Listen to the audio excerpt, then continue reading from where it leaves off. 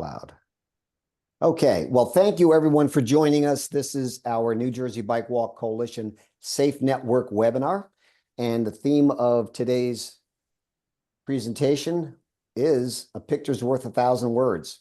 So we have a number of presenters that have been gracious enough to share their time and talent and share what they do, whether it be creating great visuals that help us to convey the changes that we want to see in the world out there, whether it be infrastructure or messages, using social media, or just plain connecting.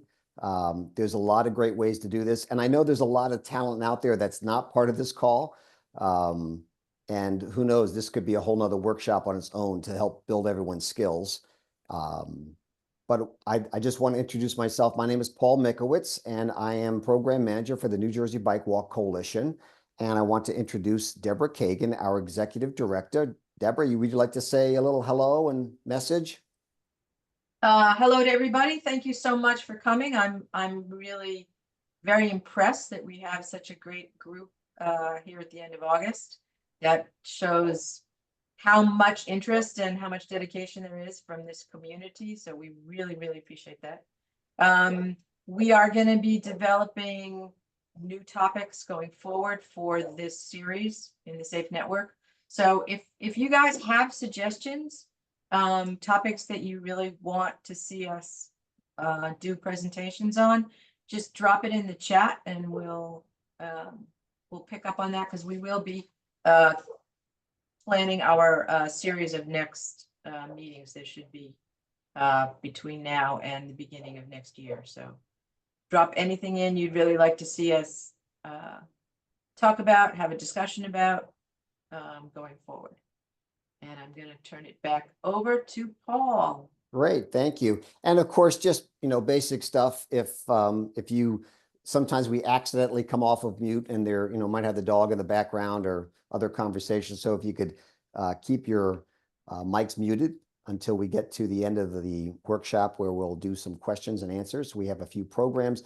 Presenters, John Boyle of the Greater Philadelphia. I'm sorry, John, I get your title of the Bicycle Coalition of Greater Philadelphia. Is that correct? There we go. Correct, sir. All right. And you're the research director? Yes, I've been with the Bicycle Coalition since 2001. I was actually a volunteer starting in 1994. So 30-year anniversary. That is awesome. That's what happens when you get fired from a lot of jobs and you find a job that you can do. Well, I am kind of the historian of the Bike Coalition. Yeah, our staff. I have seen many staff changes. Well, and they say if you love what you do, you never work a day in your life, right? So yeah, although that's not true. Okay, well, I'd like to kick it off with you. You're very good with the whole Streetmix. So if you would like to start your presentation. All right, let's see if I can start off. I'm just going to put some links in the chat. So these are, so what we're going to look at is Atlantic Avenue in Atlantic City. So some of you may know that Atlantic Avenue got a RAISE grant, federal grant, to do a road diet last year to build, to do a road diet from 4 lanes to 3 lanes. They started phase 1 and they've completed phase 1, not to the standards that we wanted to see, but it's a huge improvement. But the Casino Redevelopment Commission, whatever they're called, and Atlantic Health sued the city to stop the project. That was thrown out of court, and then the Casino Redevelopment Authority went back to court and they got an injunction, and now the project is on hold. And it'll be interesting to see, because this was money to actually build, bike lanes, improve sidewalks and whatnot. And what Atlantic City, what the Casino Redevelopment Authority is looking for is a resurfacing project. So stay tuned on that. But what we're going to do is sort of look at a scenario of how you can visualize a street that is totally a strode, 4 lanes, parking, no shoulders, really horrible for all road users, and visualize it using these simple programs. And how this is going to work is that I am going to walk through the simple steps for how to just use Google Maps, Streetmix, and 3D Street. And once I kind of create the sample in 3D Street, Kieran Farr is going to take a deep dive into how 3D Street can be really customized to make it more realistic and useful for many situations to help visualize what we are trying to show people. So, well, I'll just start and I'll put these links in the chat, and then I'm going to share my screen. Let's pick this blank one, I think. That's not the one. Oh, hold on. Let's try that. Okay. So I am going to first put in the location in Atlantic City that I am looking at into Google Maps. So I'll do that.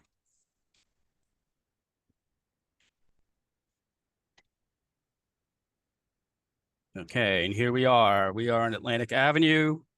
There's our enemies, frenemies, Atlantic Care. John, we're still seeing your browser page. Oh, really? Hold on. Let me, that's weird. Do this again. I don't know what happened there. Looks like you have a lot of tabs up, but we're not on the right tab. Yeah, okay. It's very confusing. Live television, ladies and gentlemen. Shit. Let's see here. Beep.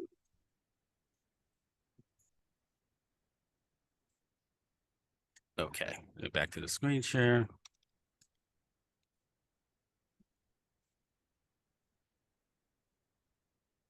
How's that? Here we go. Okay. Thank you. So this is what the cross section looks like. We have very wide 4 lanes of traffic. There's 2 lanes of parking. As you can tell, like capacity outside of maybe peak weekends is pretty ample. It's not a street that, it's a street that I think they claim to be congested, but it's mainly congested because the street just doesn't function right. Not because there's not enough lanes. So we will go to the map. So we'll exit the street view. And then we're going to take Pegman here. Just make sure where I am.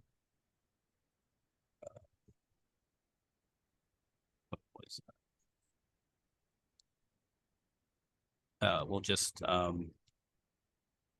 think we're over here. Yeah, all right. Just back up here.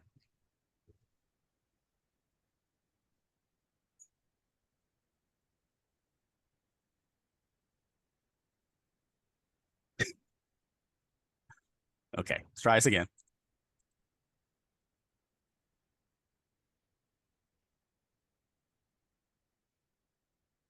All right, back there. So I'm just going to do this.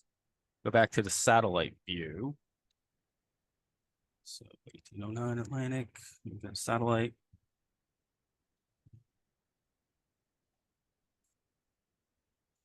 All right. And what we'll do is that we will just take a cross section of Atlantic Avenue. Let's see, where did I put it? Atlantic Care. Doesn't make sense. Oh, there we go. All right. So here we go. So then I take the measure tool. So I just right click here. And so we have the street here Atlantic Avenue. And what I am going to do is first take the width of the street from the curb, not from curb to curb, but from the entire street, including the sidewalk. This is really annoying. It'll just bring that over. It's like commercials, right? Yeah, it's a lot of advertising. Let me see if I can pull this over here. So it's about 100 feet. It's really, I think it's closer to 98 feet. So we have a total measurement of 98 feet. And then we can take some other measurements here. And now we'll go curb to curb, clear the measurement, and start here. And then we go to the curb. And, oh, right. And we have basically 70 feet. So we got 69.1 feet. And then we'll just look at a lane, see what the lane width is just for fun. We'll look at the parking lane because that's the one we care about. And that's about 7. And each lane is about, let's see, about 11 feet wide. All right, so we have 98 feet of width to deal with and about 70 feet of actual space on the roadway. So we'll close this. Hopefully this won't lose it. And here's the sample street, but I'll just sort of build up from, this is what the end product looks like. And I'll just show you how this works. So we can go to streetmix.net. And hey, let's just do a new street so we can see what it would look like. So you click on new street. And so we have a blank here. You could start with the copy of the last street, which I just did, but we want to just take those measurements and see what we can get. So we'll name this Atlantic Avenue. And so we have, this is what the screen is showing 80 feet of width. We're going to change that to different width. And of course, we're using feet here, so it's you can switch it between metric and imperial. And so we're going to put 98 feet because that was the number I came up with the last time. All right, so now we have 98 feet of room. That is the entire street. So I'm going to build the street now. We'll start from the outside. I like to start from the outside in. So here's our sidewalks. So there's a sidewalk. And those sidewalks I measured, let's see, it's about 15 feet, but we'll just say 15 for now. We'll see if that actually fits. And here, again, you click on it and here's the actual width. Again, if you're going too fast, we certainly can, I see that Daniel's putting in notes. Thanks for the assistance. So now I'll go to, so we have all these choices down here. So we did the sidewalk. Now let's go to actually putting in the bike facilities. So here's a bike lane. And here's a bike lane. And so you notice the cyclists are facing me, so you could change the direction of travel. So now that cyclist is going eastbound and cyclist is going westbound or southbound. However, it's funny because the Jersey Shore is supposed to be north and south, but Atlantic City is, you know, jutted out, so it's almost east and west. But they'll say north and south. And we're about 10 minutes, John, just to give you a heads up. Okay, so let me just do this as quickly as possible. I'll just put these elements in. Parking lane and another parking lane. We can change this direction. Drive lane. So we're going to do 3 lanes here. So there's a drive lane, and then there's another one called a turn lane. Put the turn lane in the middle.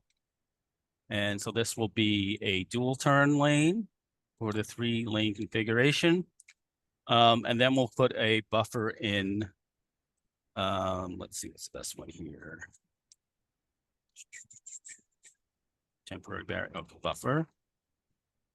So there's nice plants. And you actually see we have a little bit of room. Let's make these 11 feet because New Jersey DOT doesn't believe in 10 feet. Sort of like the political reality. 7 feet's really tight. We can do 8. And let's increase the door zones. You only got 2 feet. 3 feet is really what you need to kind of eliminate dooring. And we can just give the other 6 inches to the sidewalk here. And what you can also do is put some neat buildings in there. And on this side, we'll put another building in. We'll just leave it as 2 floors. And so here is our cross section now. And I will just, so you can save this as an image and you can export it. But what we're going to do is go to Open in 3D Street. And there is our 3D rendering of the actual scenario. We have different views, cross section, which is what we came from, and then 3D view. Then there's also viewer mode, but I am going to switch this off to Kieran now to talk more about 3D Street. And Awesome. I'll stop sharing. Thanks, John. Awesome. That was Thanks, John. a great overview. Can you guys hear me okay? Should I jump into it? Yep. Awesome. Okay, so I'm going to share my screen and I'm just going to continue right where we left off. So I'm going to share the exact same street that we just opened up in Streetmix. And then now we've opened it up in 3D Street. And I'll do a quick intro on myself real quick. So I've been an advocate in San Francisco for almost 20 years. It makes me feel old.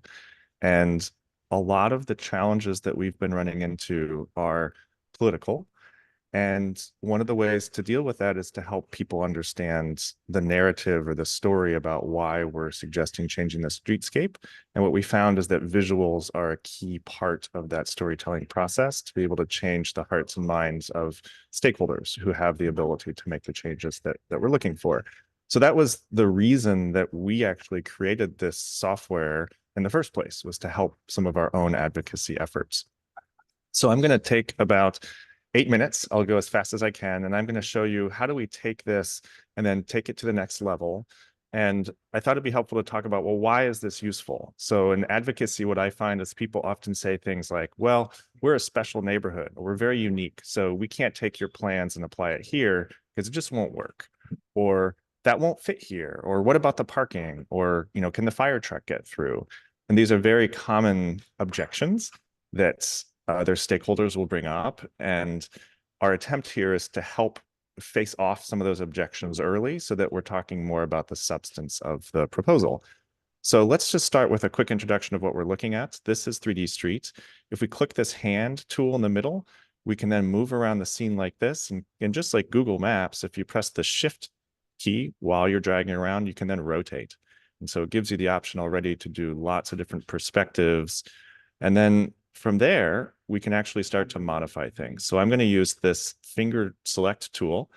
And one of the things that is very common is objections about vehicular access. So let's click this Toyota Prius and let's change this into something a lot bigger, like a trash truck. So this allowed me, again, I just selected the object, I clicked on the model and I searched for something different. This allows me to start visually expressing without even using words or, you know, other mechanisms to say, yes, a vehicle of this size can fit here. We have lots of other large vehicles that are very helpful in that storytelling, including fire trucks. These are based off of the dimensions in San Francisco, but they're very similar apparatus in other regions. And then, of course, we have lots of other things that you can add to your scene for placemaking elements. So in addition to modifying the objects that came over from your Streetmix scene, you can press this plus button. And then there's all sorts of other layers that we can add. So, you know, we could add things like a tram or a trolley, not appropriate in this setting. But we could also add things that are traffic control objects. cones, flowers, safe hit posts, all sorts of other things. It's a little zoomed away. Crosswalks, raised, speed bumps or raised crosswalks. So you have this whole tool set, and it really is as easy as just kind of dragging and dropping into that scene and then modifying the location by moving this around with this transform control or pressing E to modify rotation. And with just those two things, W to move it like this way or E to rotate, you can really place almost any object in your scene to start to create that custom context that's going to help your other stakeholders understand what your proposal is. But this is just the beginning. So this can be very helpful. It's available out of the box, just like John showed you from Streetmix. And then often a very important step is sharing this with other stakeholders. In order to do that, we can get a quick picture, but then we'll need to sign in. And so I'll show you what that looks like and then what happens after we sign in. So then we can actually download this as graphics, and we can even download this as a 3D file. And one thing that is really interesting that some of our customers are doing is actually using augmented reality and bringing these scenes into the real world. And I'll show you that in just a second. One of the precursor steps then is that we need to add a location to this scene.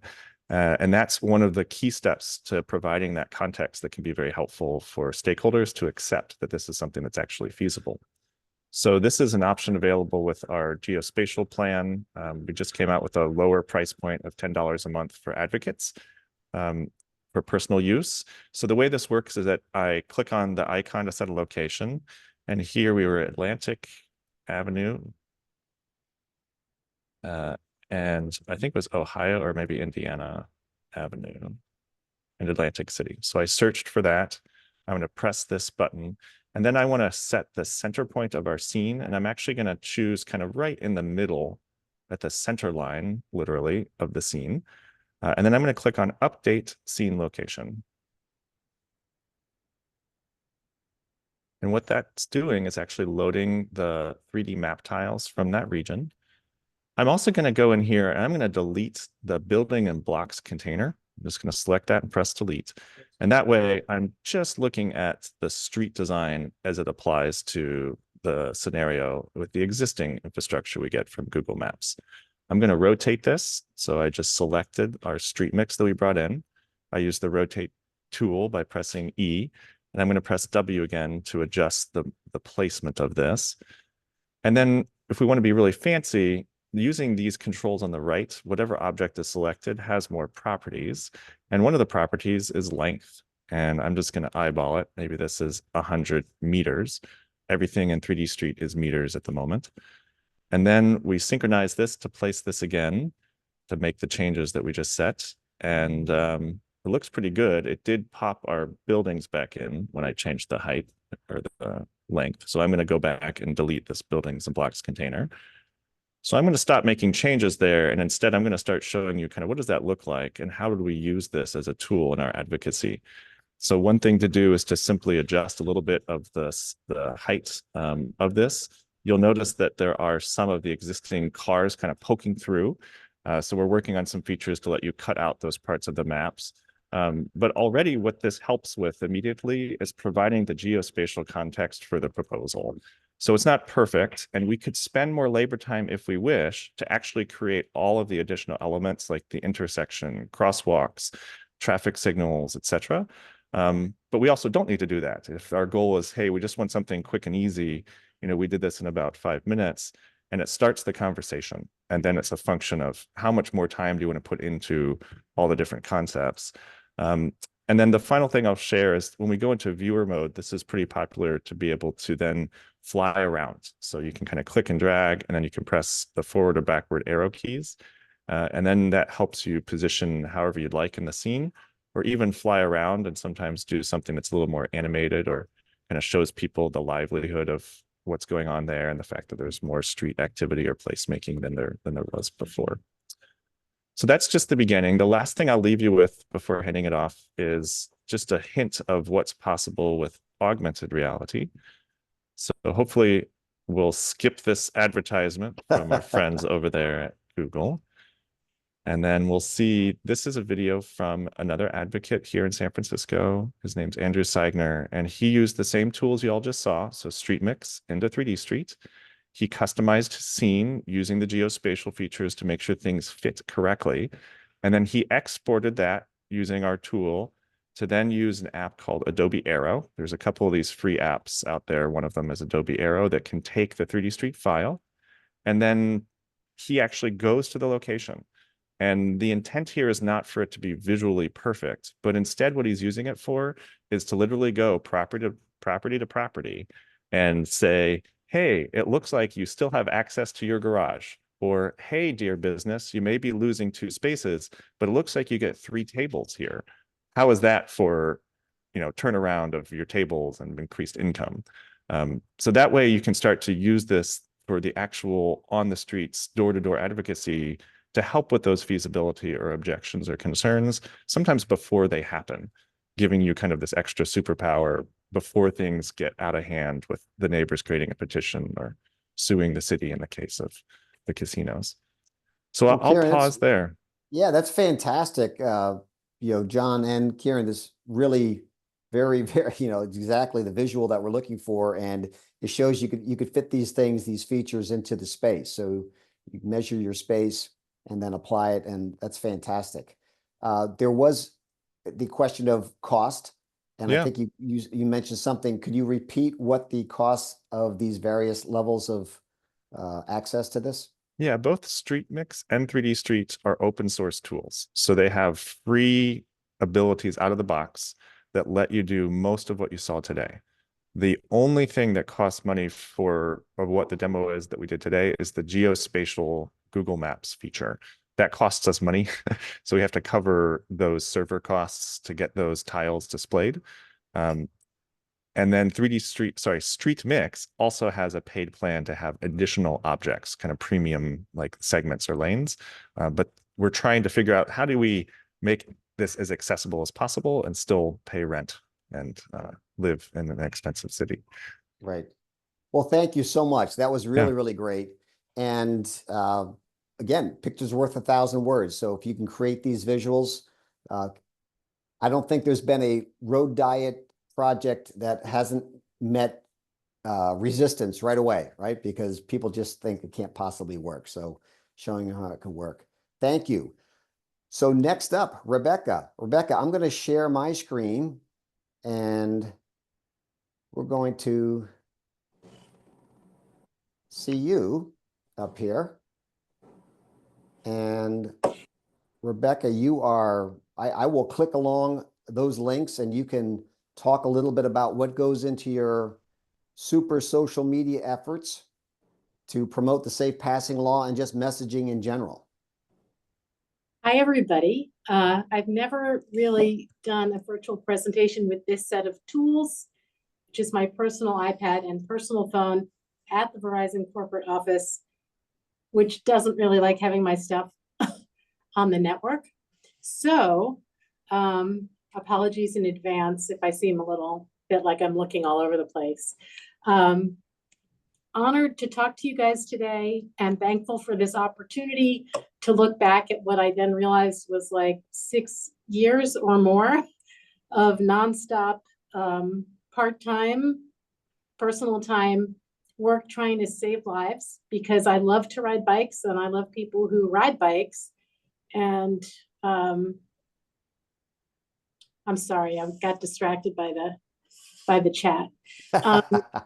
So in any event, the work that you're about to see was sort of a learning process for me too, but combining what I do professionally, I'm in customer experience, messaging strategy and design now at Verizon, and this drive to get a 4-foot safe passing law in New Jersey, which was something that had been worked on by many for a long time, but had gotten stuck, and did a rainy Grand Fondo, a metric, I think in the freezing cold, and said, I'm never doing this ride again unless it's for a reason. And discussing with Marty Epstein, owner of local bike shops and a great advocate himself, decided we'd start a team of people all around the state, riding around, supporting everybody else's effort to get a 4-foot safe passing law, which, as you know, we now have. So my takeaway from this first image for you, the kit, this particular shot, which was taken, I think, during the Jersey City Ward Tour, was to start with a single image that people can recognize as one that's local. And in this case, pretty much everybody in New Jersey knows exactly where this is taken and has probably been there, so they can identify with it. And this became kind of a signature image that we put onto postcards and stuck on thousands of windshields at other cycling events to very much at the grassroots level get the word out. So that's kind of point number one, is make it local. Now, this is super important. And the idea here is we really need to talk not so much to other people who ride, but to those of us who have our driving mentality on. And most of us who ride are also drivers. And rather than lecturing people about what not to do or telling them they're going to get in trouble or get a ticket, set up an aspirational goal. And in this case, think of nobody wants to be a bad driver. Nobody wants to be the people, almost nobody wants to be the person that other people are scared of. And when Megan Hopman, the cyclist lawyer, shared this image with a long story about how when she's pulling her dogs behind her, drivers treat her a whole lot better. Well, you know, we should treat every human being that way. So the message here is to come up with phrases that can help people to aspire to be better, so that they identify and go, yeah, I'm the driver that people trust. You can take any photo or any bit of horrible news that you hear on social media or anywhere else. And in this case, a man named Brian Gartside was almost run off the road, wound up cursing at this driver. And I think as a result, the cops didn't want to pursue the issue because he had gotten very angry after being almost killed. But Brian was able to share with me his video from the rider behind him had a front-facing camera. And then to very clearly state, again, because nobody wants to think of themselves as a bad driver, that when you do this, that's in fact what you're doing and who you are. And this little clip I was able to use, you know, your basic bounce feature, like it's like live photo, make a loop video, and then share it to Instagram and Facebook stories. And I mean, some of these images and videos have gotten, you know, thousands, maybe up to 10,000 views. And I always use hashtags that are local to New Jersey, so you know that it's a local audience. You can take any photo. Here was the great image of the board in Trenton when the law passed. And just with your basic, practically free text art app, was able to transform it into an image that, again, was very widely shared and really got the message out about unanimous support for the law, and made people who had helped feel like they got the feedback then that their efforts and their calls and their letters and emails had worked. All right, so this is called the I'll try anything approach, because we know that drivers, when they look at us on bikes, think of us as really not human. You're on a machine, you're wearing a helmet, you're covered in lights and clothing. Well, a lot of people don't know what these are. The fact that the toilet's in the background doesn't really help, but you can disregard that. And I hope that when you have the links to these, if you haven't seen them, you'll listen, because what looks like a short effort probably took a couple hours of takes, particularly, wait, here comes my best moment, which has never occurred since. And I'm talking about crashing, but riding with no hands, and then, yeah, almost do crash. So this isn't about me. This is about getting people who drive to watch a video and think of everybody on the road as a person, as that crazy lady next door, as somebody's mom. And in some cases, I would spend $20 to boost a poster story. And truly, when I go to events all over the state, people at rides go, oh my God, you're that woman who rides the rollers in her bathroom. But they also know what it was about. So Rebecca, I just want to pause you for a second. I just want to play the sound for a second. Hopefully you could all hear this.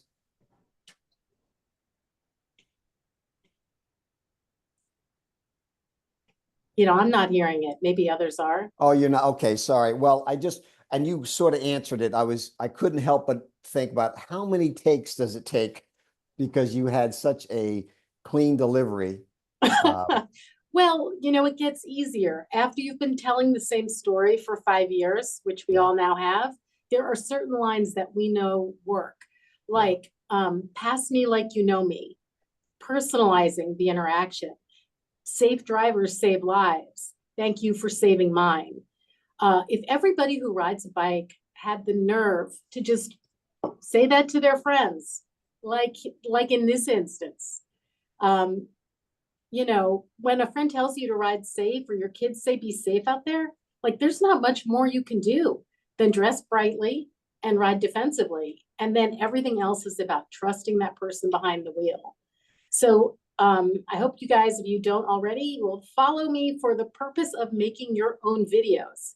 And I have inspired others to do the same. This is a great example of using the new sticker function. You have an iPhone, you just press and hold your hand on any video, and it pops out your little figure as a sticker. And then you can just add it to a still image with some text that's easy to animate. This was just created in Instagram stories, and then save it to your phone as a video. And now you have something that is easily shareable. This is the new project. And yes, that is a pink giraffe on the back of my bike. And last week, 3 exotic cars from Highmarks came together. This is not one of them. And we're working on, I've got some drone footage now of 3 sports car drivers passing me as I ride with this bizarre giraffe on the back of my bike.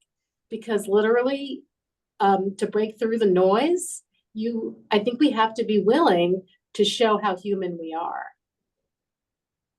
And we are exploring ideas for planning noodle rides, a big noodle ride or multiple noodle rides to help promote the law. Yep. And now this is an example of content that now my whole algorithm, sadly, is people getting hit by cars. But here's a woman talking about a driver who deliberately tried to run her and a friend off the road, turned around, came back at them again. This reel was so well done. It just really resonated with me. And I just used Repost app, which is free, made it my own reel on Instagram. And in the first day, I believe 2,000 people watched it. And most of my followers are cyclists, and most of them are in New Jersey. So when something really resonates with you, that Repost app, creators want you to repost their content. You don't have to create it from scratch.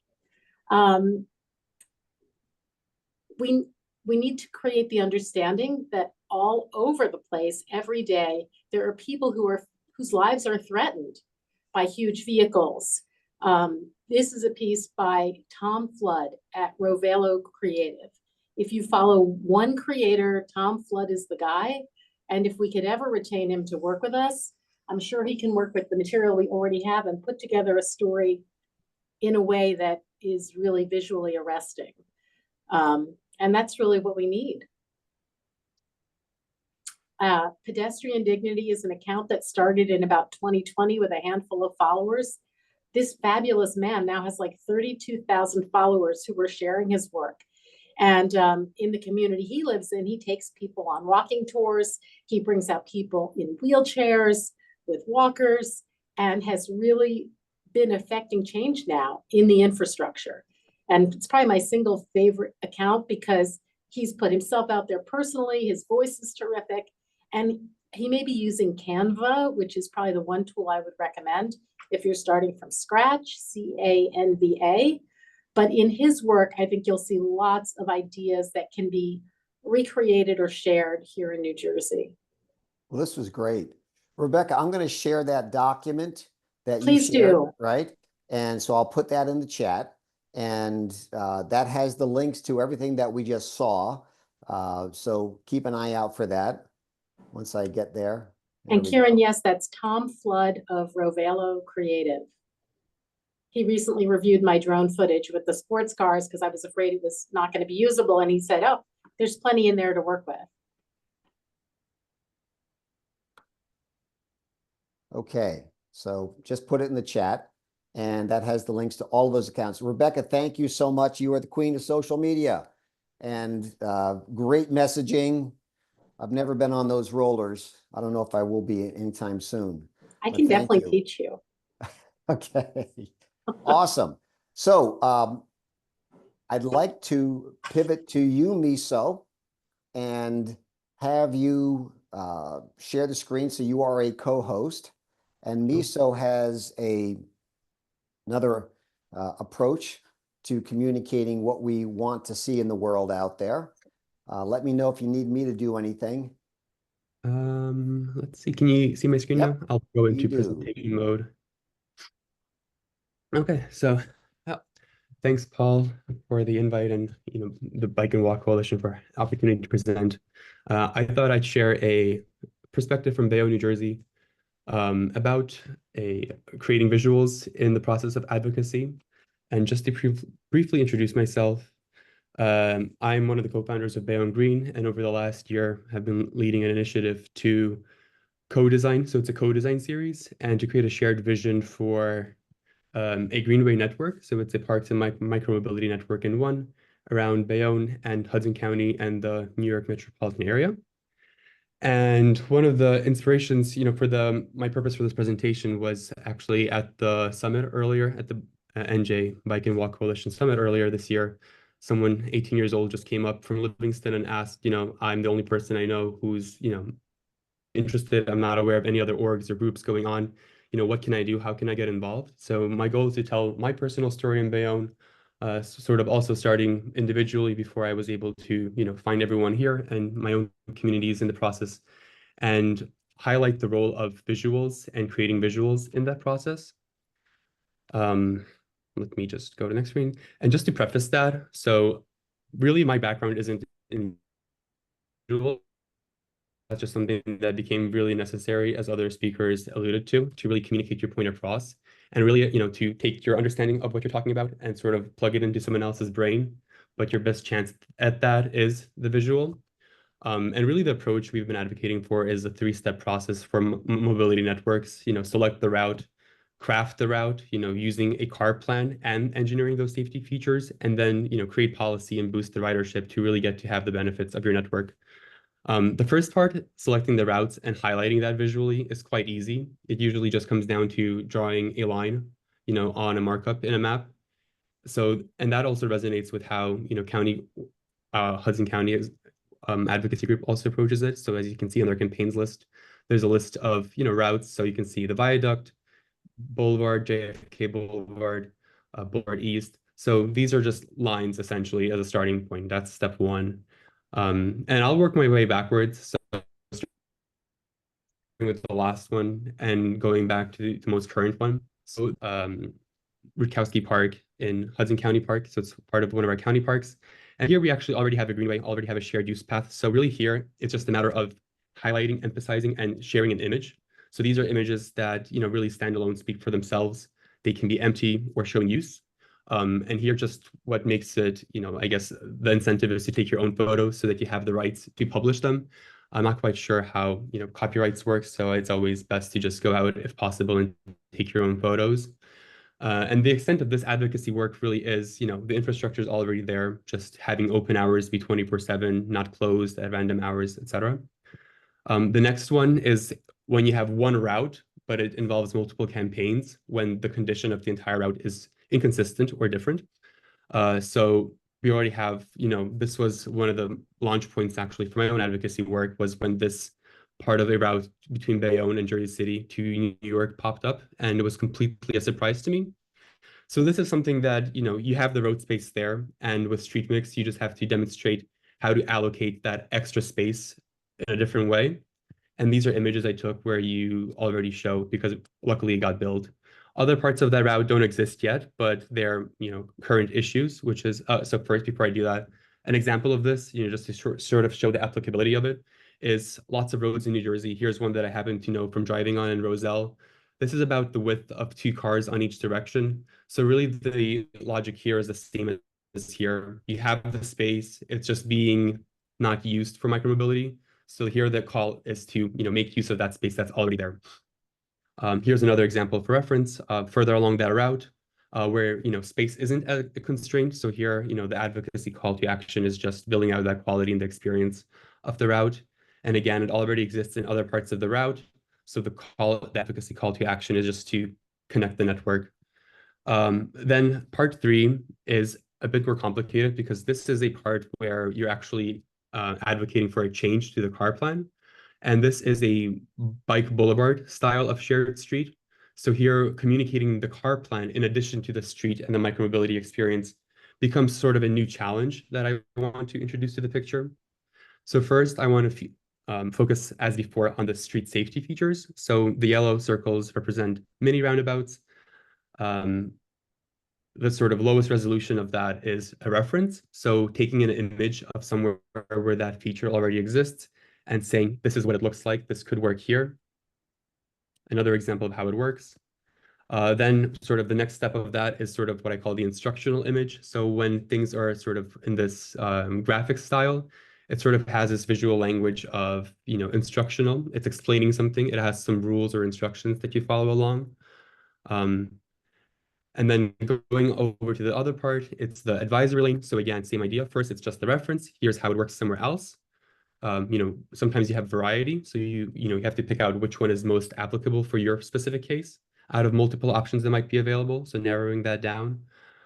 Sometimes, street features are not implemented the best way. So sometimes you have better implementation, sometimes you have worse.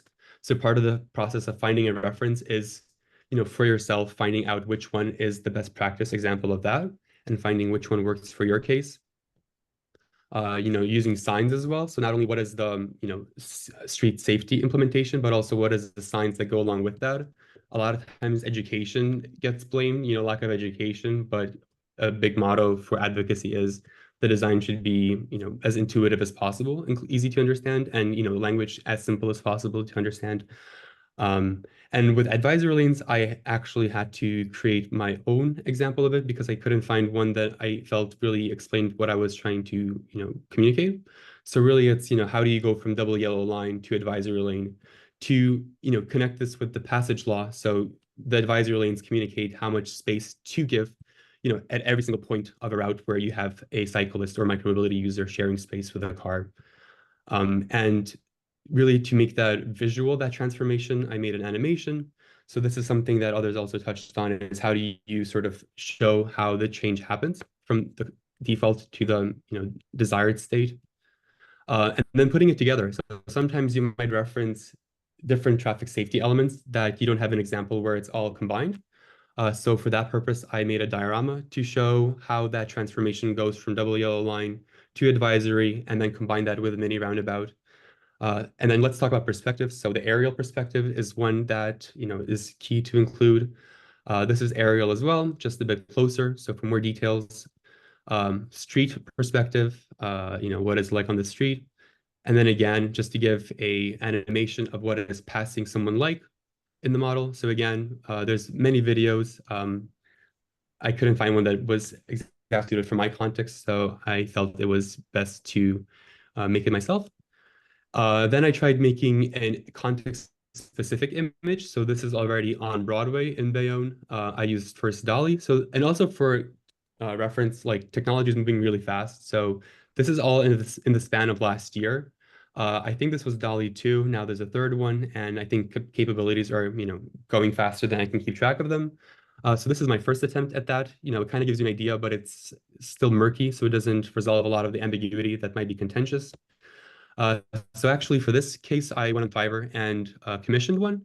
And then I picked out, so worked with the designer to focus on one intersection in Bayonne that has a lot of, Judicki's Bakery is sort of a cultural landmark. So that was one of the choices for why choosing this, sort of built on local culture and try to merge that with bike and micromobility culture and really try to illustrate, that feel of it. So many details of that interaction, right? The approach, being at the interaction point at nighttime versus daytime, so showing how those conditions might change, and also just a different perspective aerially. Then the user perspective, so not just the abstract image, but for the pedestrian micromobility user, what is it like to be on street level, but also for the car. One second. So because the car might have the biggest, let's say, biggest. Yeah, maybe like I think car drivers are the ones who usually tend to have the biggest opposition to these kinds of recommendations. So I actually included a driver perspective of what it's like to be on the street, to really just familiarize that and try to bridge the gap between micromobility user and driver. Miso, we just need to yeah. wrap this one up so I can get to Derrick. This is Yeah, all so great stuff, and I'm I'll dating skip through all myself, this. but I like your diorama, and it was reminding me of Mr. Bob from Saturday Night Live when they had the little claymation things. I could see a comical use of Mr. Bob, who was always getting smashed, unfortunately. I'll have to look it up. I'm not familiar with it, so I'll just skip forward. So cut through a few slides. Basically, there's a Mr. street Bill, typology, sorry, Mr. Bill. recurring contexts that come up. So with the strodes, and eventually the idea is to be able to match them up with across contexts, so we can learn from each other. So here's 3 different cities. Each one helped inform my process. So helping to find these typologies becomes important. Like others mentioned, street segments. So I also use Streetmix and 3D Street for my purposes.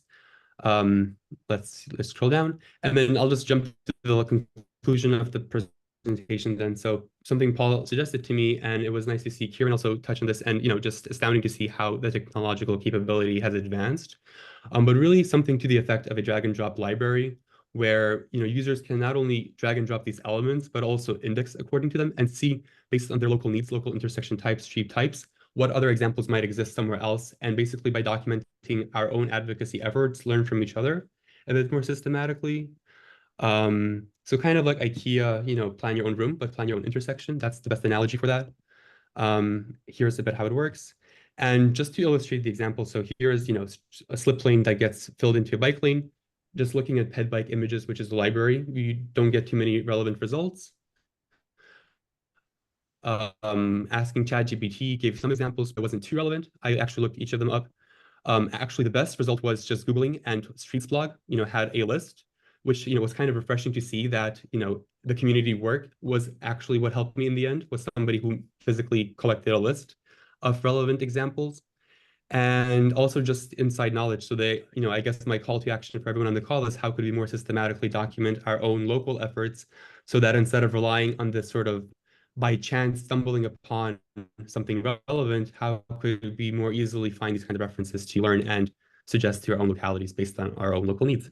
So I'll wrap it up there, and thank you. Thank you, Miso. This is fantastic. So a work in progress. So keep an eye out for this library. Lots of great materials on the way, and a lot of great visuals. Thank you, Mike, for correcting me. It was Mr. Bill. So anchoring, I'm going to bring up a few links that Derrick has shared, and he will, let me make sure I get this up. There we go. Okay. Share screen. Derrick, you are able to, hopefully everyone can see. I will bring up, here we are. Nope, here we are. So I'm on your Facebook page. Okay. Hi, everybody. I'm Derrick Washington. I'm one of the owners of Newark Bike Shop. I've been involved in the cycling industry for quite a few years. Kind of came about kind of from ski racing. I was big into skiing and ski racing, and all ski shops are bike shops pretty much at one time.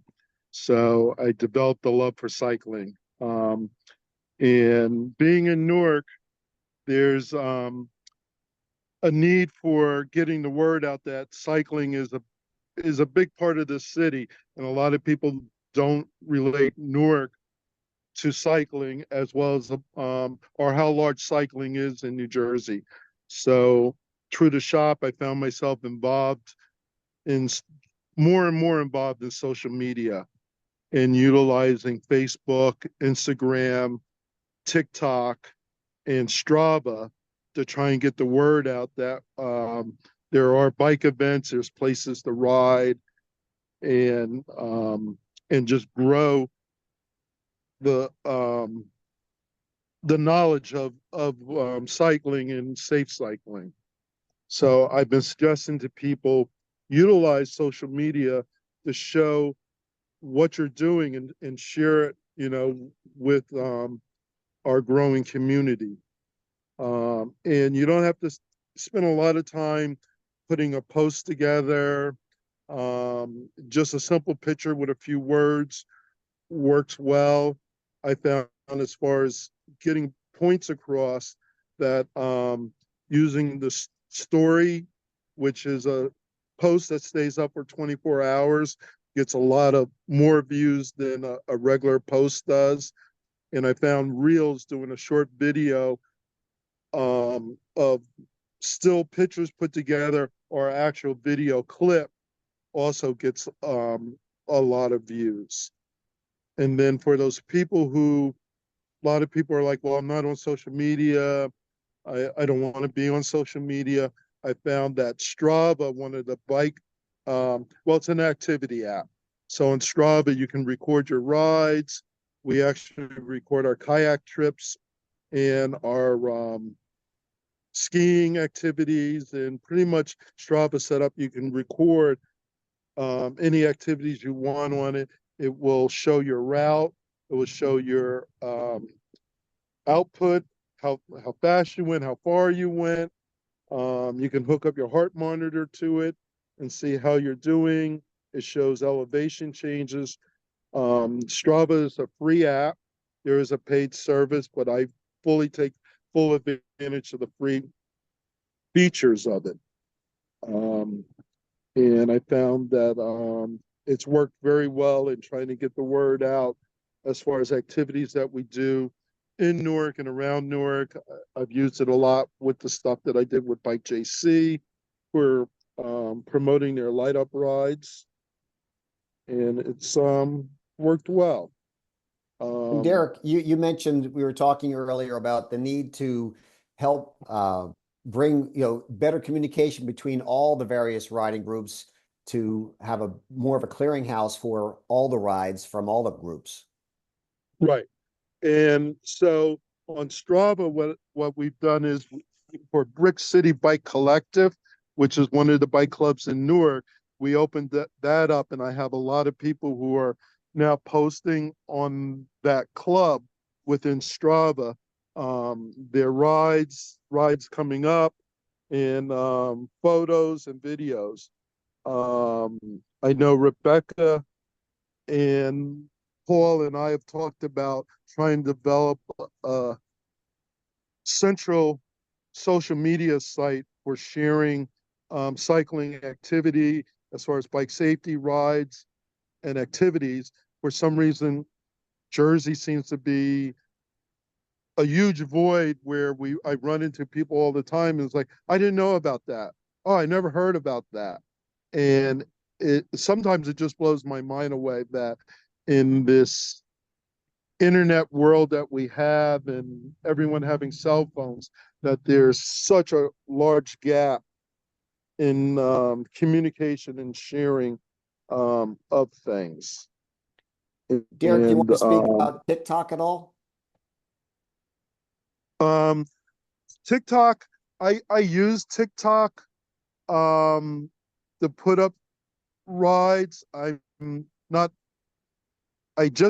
just shot a commercial for a group that's bringing in some bike accessories into the country for TikTok.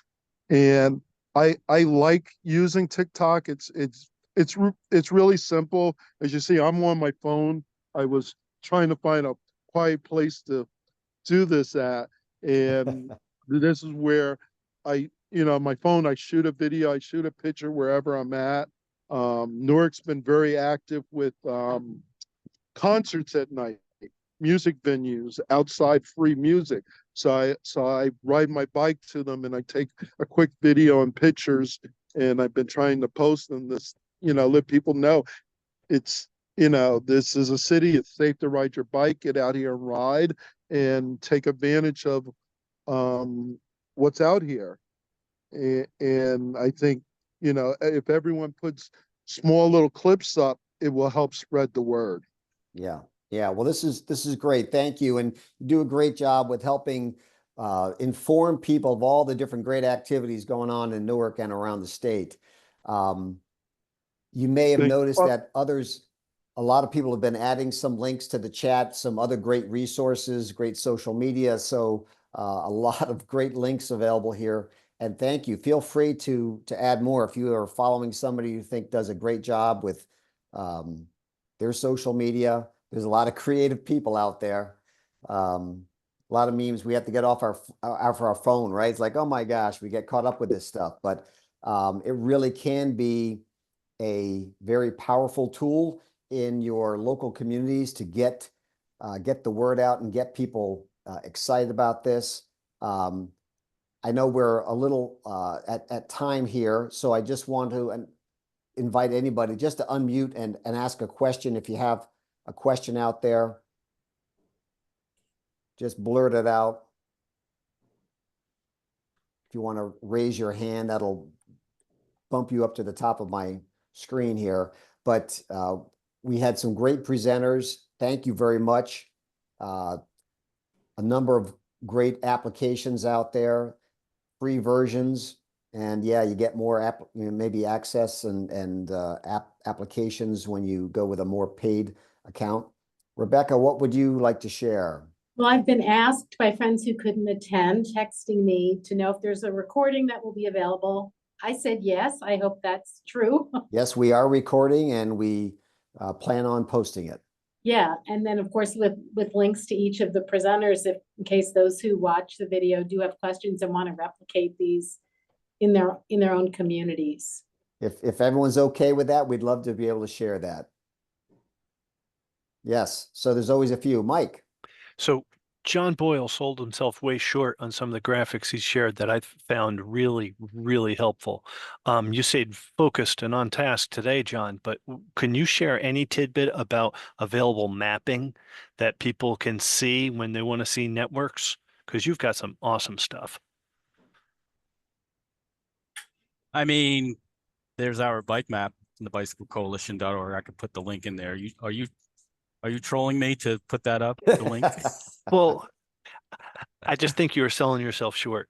We're staying targeted on graphics, but when you talk when Miso was saying, okay, networks and persuasive graphics for things, I start thinking about maps, and I just know you've done as much as anybody I know. Thank you. Patrick just put the link to our Bicycle Coalition map up. We do have infrastructure outside of our region that's on that map too. So well, and thank you, Mike. You reminded me, what we didn't have today were crash maps. And sometimes the crash maps with all the little dots and things like that, that a number of people have made, and there are platforms that will do that for us, like Numetric, can be pretty powerful too, because they also inform you. You can see very clearly where all the dots make this straight line. You know what street that represents. So that's another resource and another form of visual, visually communicating. Unfortunately, with the crash maps, pretty sad stuff, but useful tools. How do members of the public access NJDOT's crash map? Good question, Norm.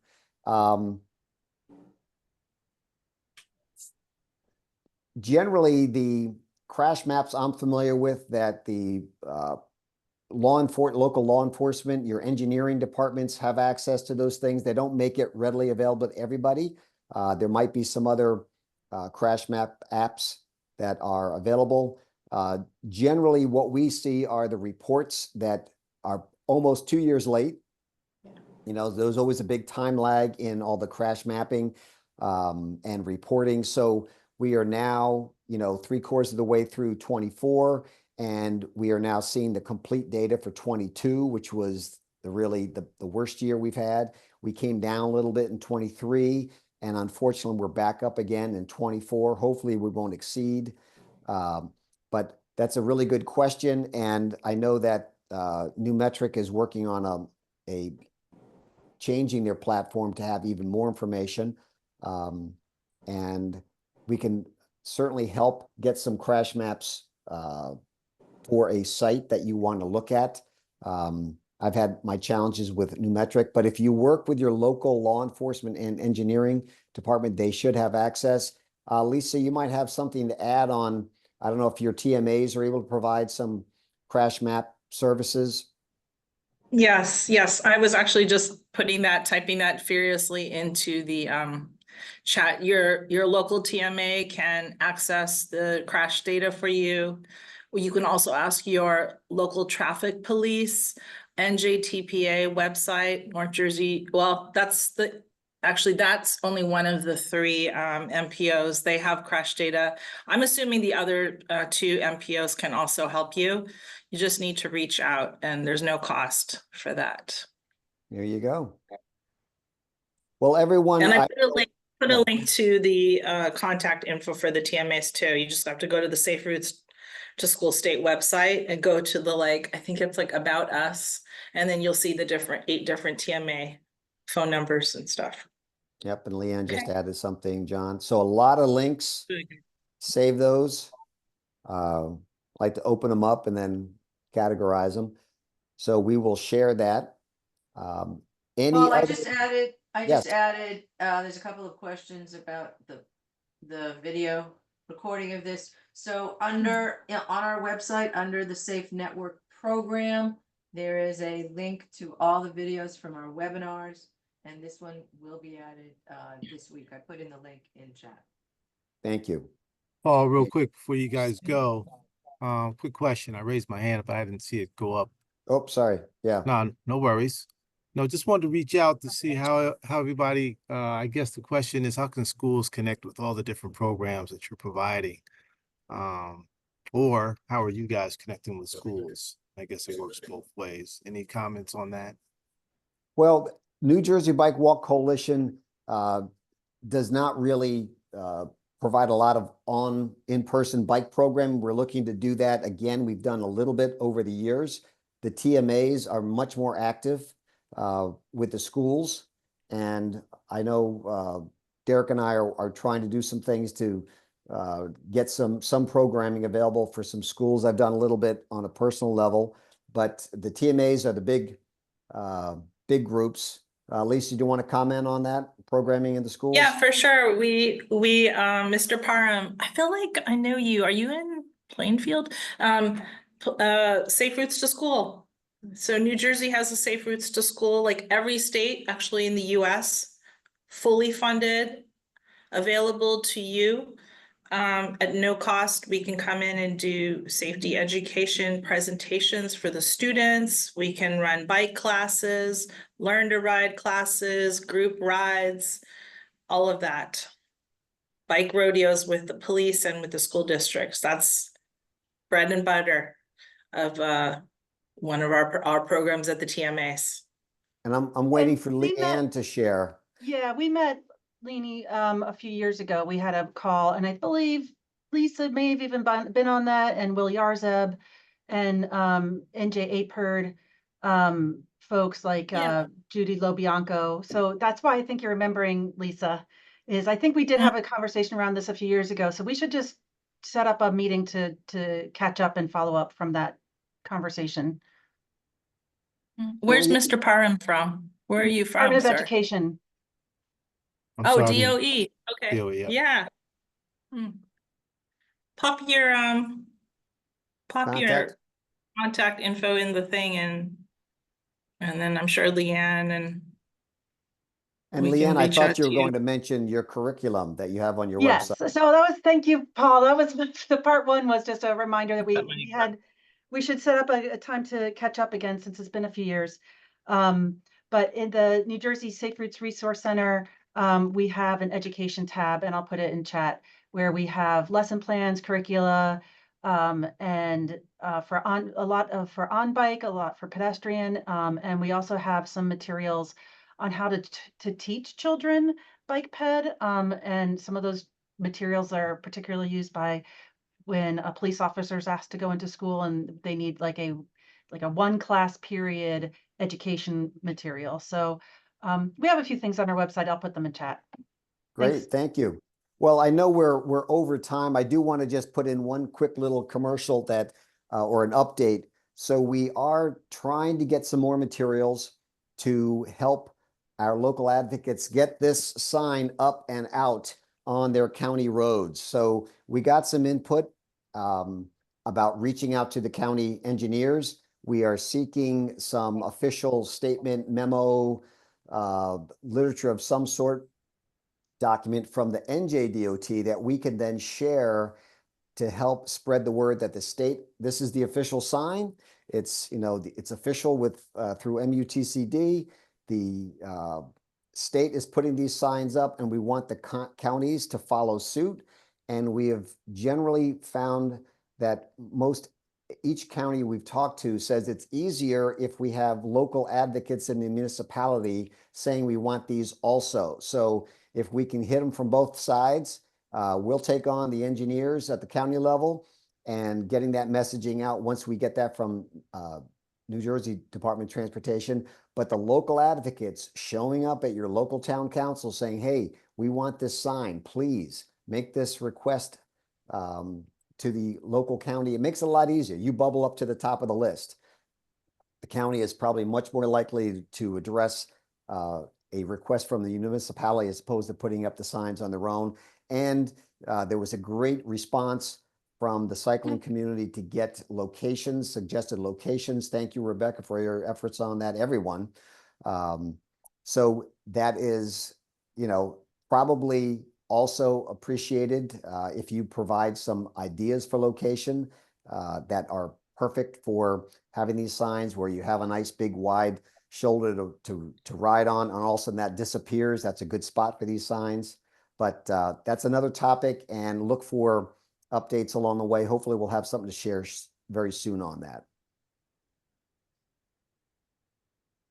So folks, I'm going to say thank you. Have a great afternoon. We are looking forward to future webinars, one of which we are working on is, and it reminded me of one of your posts, Rebecca, is trying to see what we can do from a sort of classic rights as riders, and what we can do for enforcement with the video and the pictures on these images that we do have and we can capture easily. And as far as law enforcement using that and actually in cases. We don't have any precedent for that just yet in New Jersey, but we're working on that. We'd like to present on that topic, kind of a bill of rights for our more vulnerable road users. So I want thank to you just all. thank, Yep. thank all the presenters, especially for your time and for doing this. This was a terrific webinar. This was, you know, we were trying to really do a hands-on kind of what kind of tools we can give to advocates to do this kind of work. We would love to hear from you, especially on how you use these tools. Like, one thing we didn't have time a lot for today was to talk about how we use them, or how examples of how people are using them to try to change policy, to try to influence infrastructure plans, safety plans, and also just community outreach in general. So if you have great examples of this, please share us. I would love to put some of these stories either in our newsletter or in a blog. So if you've got some good stories, could you please email us? I'm easy to get a hold of, Kagan@njbwc, or Paul. Most of you have his email as well from this. So thanks Rebecca, again, your hand everybody. is still up. Did you have something you wanted to add, or is your hand still up? Oh, my hand is still up, but Okay. I will say this was like a 2-day seminar packed into an hour. Yeah. And I feel like we now have a really nice outline that we could build upon, or have a whole meeting dedicated to what anybody here had to say and get into the mechanics of how you do it. Because, for instance, other than putting in a ridiculous amount of my own time, there's nothing that I'm doing that anybody else I know can't do. And will mean more when people see their own neighbors saying, hey, you know, I need to get home to my kids. Pay attention when you're driving. Like, everybody can do that. And some people just don't even know how, like using a repost app. You might not have done it. I can walk you through how to use repost, or how to put text on a photo. Whatever it is somebody wants to do, I'm happy to help. Great. Thank you, Rebecca. And Kieran mentioned earlier when we were first chatting that he's seeing more and more of these kind of workshops, like in-person workshops, people getting together, you know, for an afternoon to really dig deep into these kinds of things and other planning issues. We're seeing more planning taking place on the county level, which I think is fantastic and much needed. So lots of good things happening, people, and thank you for all your efforts out there. Thanks again, Rebecca, Kieran, John, Derrick, Miso, thank you for presenting today. Thanks, Paul. Thanks, everyone. All right, take care, everyone. Thanks, everyone. Bye.